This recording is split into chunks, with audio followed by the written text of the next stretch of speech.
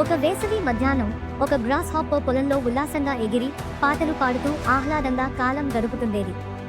ఆ సమయంలో అది ఒక అంట్ను చూసింది. అది కష్టపడి పెద్ద పళ్లను గ్రెయిన్ ఆఫ్ కోర్న్ తన గూడు వద్దకు తీసుకెళ్తుండేది.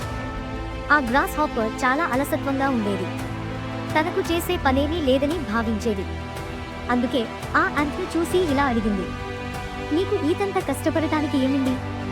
రా, మనం కలిసి సరదాగా మాట్లాడుకుందాం. అది కాస్త కష్టపడి సమాధానం ఇచ్చింది, నేను వెంట ఆహారం సేకరించి నిల్వ చేసుకుంటున్నాను. ఈ సమయం వృధా చేయలేను. నువ్వు కూడా వెంటకి తగిన ఆహారం సేకరించడం ప్రారంభించాలి అని అంది. గ్రాస్ హాపర్ పెద్దగా ఆవలించుకుంటూ ఇలా చెప్పింది, అయ్యో, వెంటకి ఇంకా చాలా సమయం ఉంది. ఎందుకు ఆలోచించాలి? ఇప్పుడు నాకు తినడానికి చాలానే ఉంది.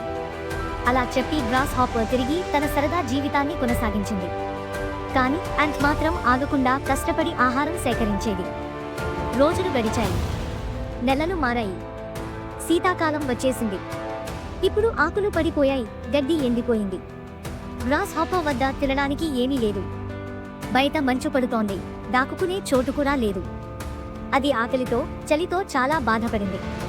ఇకపోతే ఆ యాంట్ తన కష్టఫలితాలను ఆనందంగా ఆస్వాదిస్తుండేది. దాని గూడు వెచ్చగా, తినడానికి ఎక్కువ ఆహారం ఉంది. అప్పుడు గ్రాస్ హాపర్ తన తప్పును గ్రహించింది. కష్టపడి పని చేస్తుంటే బాగుండేది అని పశ్చాత్తాపపడి ఆలోచించసాగింది.